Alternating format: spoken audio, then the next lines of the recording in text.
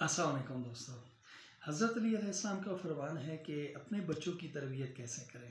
उसके मुताबिक हज़रत अली अलैहिस्सलाम फरमाते हैं, पहले 7 साल बच्चा आपका सरदार है, अगले 7 साल जो नेक्स्ट 7 यानी 7 से 14 साल तक आप बच्चे के सरदार हैं, फिर 14 साल के बाद बच्चा आपका मुशीर है। इस तरह से आप उसके साथ ट्रीट करो।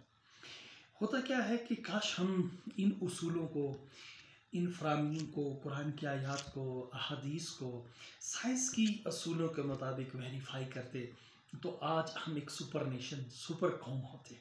हुआ क्या कि हमने तालीमों को बांट दिया, ये दीनी है, ये दुनियावी है। हम इस बिलीफ से दूर चले गए कि तालीम सिर्फ इस्लामी ही होती है और एक गैर इस्लामी है, एक शरई है, एक गैर शरई है और इसके अलावा कोई तालीम ही नहीं है। और याद रहे, अगर काश हम साइंसी उलूम पे बिलीव रखते और इसको ही अपना एक बिलीव करते कि ये भी एक ऐसा रास्ता है जो हमें हक़ाइक़ दिखाता है और इस पे बिलीव करते, तो हम कुरान की आयत, अहादीस मुबारका और इमाम मासूमीन के फ़रामीन, असहाब के फ़रामीन को साइंसी उसूलों पे वेरीफाई करते और हम एक सुपर कौम बन सकते थे, जो कि अनफॉर्चुनेटली हम नहीं बने।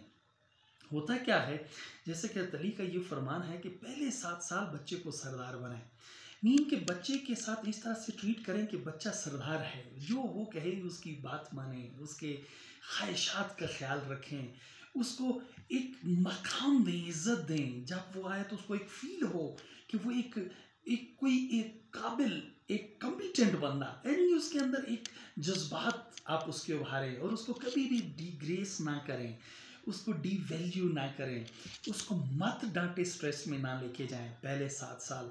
फिर अगले 7 साल क्या करें कि आप उसके सरदार बन जाएं। फिर वो जो पहले 7 साल है उसके अंदर उसका इम्यून सिस्टम, उसकी ग्रोथ, उसका जो सिस्टम है, नर्वस सिस्टम स्ट्रांग हो जाता है पहले ही 7 सालों में। फिर उसको आप इस तरह से बिहेव करें कि वो आपका गुलाम है और आप उसके सरदार हैं, ताकि उसकी आप ट्रेनिंग करें अच्छे तरीके से, यानी हमेशा पॉजिटिव ट्रेनिंग करें। फिर अगले 7 साल यानी 14 साल के बाद वो आपका मुशीर है, पूरी ज़िंदगी वो एक सक्सेसफुल लाइफ गुजारेगा। जो कि हम बिल्कुल उल्टा करते हैं। इसके घर में छोटा सा बच्चा है, उसके सामने ही हम बहस शुरू कर देते हैं, तेरा चाचा, मामा, ताया ठीक नहीं, हमारे हालात ठीक नहीं है, आज हम स्ट्रेस में, माँ बाप आपस में लड़ना शुरू कर देते हैं। ये एक ऐसी कहानी है जो बच्चा शुरू से ही स्ट्रेस में आना शुरू कर देता है। हम उसको शदीद डांटते हैं, उसको चुप करा देते हैं, उसको हम नेगेटिव हर वक्त ट्रीट करते हैं। बस हम ये अपनी ड्यूटी समझते हैं कि हमारी सिर्फ ये ड्यूटी है कि इसको खाना देना, इसको पानी देना, इसको सुला देना। तरबियत किस अंदाज से करनी है वो हम अपने मुताबिक करते हैं। मीन कि मेरी नज़र में ये तरबियत है कि ये फ़लाँ इसका नेगेटिव है तो उसके पास ना जाए, उसको हम रोकते हैं। फ़लाँ घर में नहीं जाना, फ़लाँ के साथ उठना नहीं है, बैठना नहीं है। होता क्या है दोस्तों, क्योंकि आपका जो ब्रेन सिस्टम है ये 2 किस्म का सिस्टम होता है।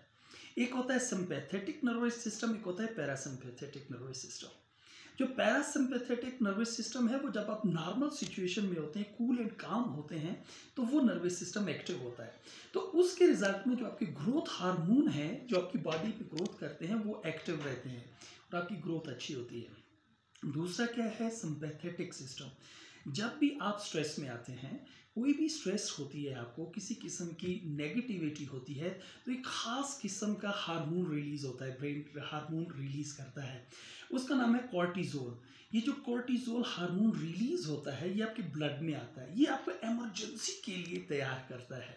यानी इसकी वजह से जो आपके ब्लड में आ जाता है तो सिंपैथेटिक नर्वस सिस्टम एक्टिव होता है और कॉर्टिज़ोल ये केमिकल जैसे ही ब्लड में आता है तो उसके अगेंस्ट जो दूसरा सिस्टम आपका नर्वस, जो कि ग्रोथ हार्मोन्स होते हैं, जिससे आपकी बॉडी की ग्रोथ हो रही होती है, नशो नुमा हो रही होती है, आपको ब्रेन बढ़ रहा होता है, वो स्टॉप हो जाता है।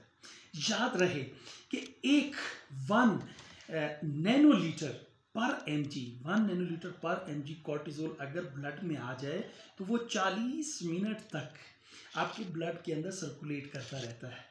मतलब क्या है कि 40 मिनट तक आपका ग्रोथ हार्मोन रिलीज़ नहीं होते और आपका ब्रेन ग्रोथ नहीं करता। क्या होता है, जब आप बच्चों को स्ट्रेस देते हो, बच्चों के साथ मिसबिहेव करते हो, बच्चों को अपनी तरफ से तो आप ट्रीट कर रहे हो, तो लेकिन जब आप उनके ऊपर चिल्लाते हो, क्योंकि वो छोटे होते हैं, वो स्ट्रेस में चले जाते हैं और वो हर वक्त स्ट्रेस में रहते हैं और उनकी बॉडी में वो कॉर्टिसोल रिलीज होता रहता है। होता क्या है कि उसके जो ग्रोथ हार्मोन हैं वो स्टॉप हो जाते हैं। जब ग्रोथ हार्मोन स्टॉप होते हैं तो उसका ब्रेन एक्टिव नहीं होता, उसकी ब्रेन की नशो नुमा नहीं होती, ब्रेन छोटे रह जाते हैं। जब वो ब्रेन छोटे रहते हैं फिर वो ब्रिलियंट इंसान नहीं बनते, अच्छी तालीम हासिल नहीं करते, वो मुआशरे के लिए एक अच्छे इंसान नहीं बनते। फिर आप ये कहते हैं हमने तो बड़ी मेहनत की, हमने तो बड़ी स्ट्रगल की, हमने तो इसको अच्छे स्कूल में डाला, हमने ये कर दिया वो कर दिया, वो सब बेसूद होता है। याद रहे पहले 7 साल बहुत ज़रूरी हैं। पहले 7 साल में माँ बाप का फरीज़ा है, फ़र्ज़ है उनके ऊपर कि वो कभी एक दूसरे के साथ लड़ाई ना करें, बच्चों के सामने कभी भी एक दूसरे को ना डांटें, बच्चे को मत रोकें। अगर आपका वो दुश्मन भी है, अगर उसके बच्चों के साथ वो खेलना चाहते हो तो खेलने दें, उसको मत रोकें, मत टोकें। मसलन आप कोई देखते हो ये इस चीज़ के साथ ना जाए, इलेक्ट्रिसिटी है या कोई ऐसी चीज़ है कि उसमें जाके उंगली ना दे, उसमें ये ना करे वो ना करे, तो आप उस चीज़ को हटा लें, बच्चे को मत रोकें। बच्चे के ऊपर स्ट्रेस ना दें कि फलां के पास नहीं बैठना, उधर नहीं जाना। होता क्या है जब आप ज़्यादा डांटना शुरू कर देते हो, ख़ुसूसन ये बाप है या माँ है, ये दो ही ऐसे रिश्ते हैं, तो वो उनसे डर जाता है। जब उनसे डर जाता है, जैसे ही उनको देखता है तो उसके ऊपर इमरजेंसी नाफिज हो जाती है और वो नर्वस सिस्टम स्टार्ट हो जाता है जो कॉर्टिसोल रिलीज करता है। वो जैसे ही कॉर्टिसोल रिलीज होता है तो आपके ब्लड में आता है, आपके ग्रोथ हार्मोन स्टॉप हो जाते हैं। रिजल्ट क्या होता है? ब्रेन छोटा रह जाता है, ब्रेन अच्छी तरह थिंक नहीं कर सकता, ब्रेन उसको उसके अंदर बढ़ोतरी नहीं आती, उसके अंदर वो स्ट्रॉन्ग पावर नहीं आती। हमेशा एक और बड़ी गलती करते हैं, फिर उसी बच्चे जैसे उस स्ट्रेस में बच्चा बड़ा होता है फिर भी वो अपनी स्ट्रेस जारी रखते हैं। फलां बच्चे ने अच्छे नंबर लिए, तुमने नहीं लिए, वो भी इसी माहौल में था, तुम इसी माहौल में थे।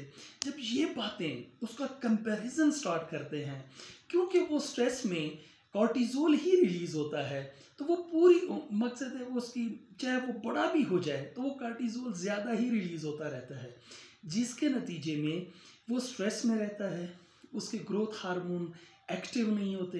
एक छोटी सी अर्ज करो, याद रहे पुराने एक जो हमारा बॉडी है उसके सेल्स मर जाते हैं, न्यू बनते हैं। जो न्यू सेल्स बनते हैं वो बनना बंद हो जाते हैं, आपकी ग्रोथ ठीक नहीं होती। तो हज़रत अली अलैहिस्सलाम के इस फरमान के मुताबिक काश हम अमल करते कि पहले 7 साल जो बच्चा है वो सरदार, फिर आप सरदार, फिर वो आपका मुशीर। तो इसके अंदर एक साइंस छुपी है, इसके अंदर एक लॉजिक छुपी है। काश हम इस पे अमल करते और साइंसी उलूम को हम अडॉप्ट करके इन आयात फरामीन अहदीस को वेरीफाई करने के लिए करते तो हम एक सुपर पावर होते हैं। हमने इसको ग्रेडिंग कर दी, ये दुनियावी तालीम, ये दीनी तालीम, इस चक्कर में रहे। याद रहे तालीम एक ही इस्लामी है और गैर इस्लामी है। जो इंसान की फ़लाह के लिए है वो इस्लामी है, जो इंसान की फ़लाह या बर्बादी के लिए फ़लाह के लिए नहीं है तो वो गैर इस्लामी है। आप साइंस को एक इबादत करके पढ़ा करें और समझा करें। मैं दुआगो हूँ कि अल्लाह हमें हिम्मत दे कि हम इन फरामीन अहादीस को साइंसी रूप से वेरीफाई करके एक अच्छी और पावरफुल नेशन बन सकें। बहुत शुक्रिया, थैंक यू वेरी मच।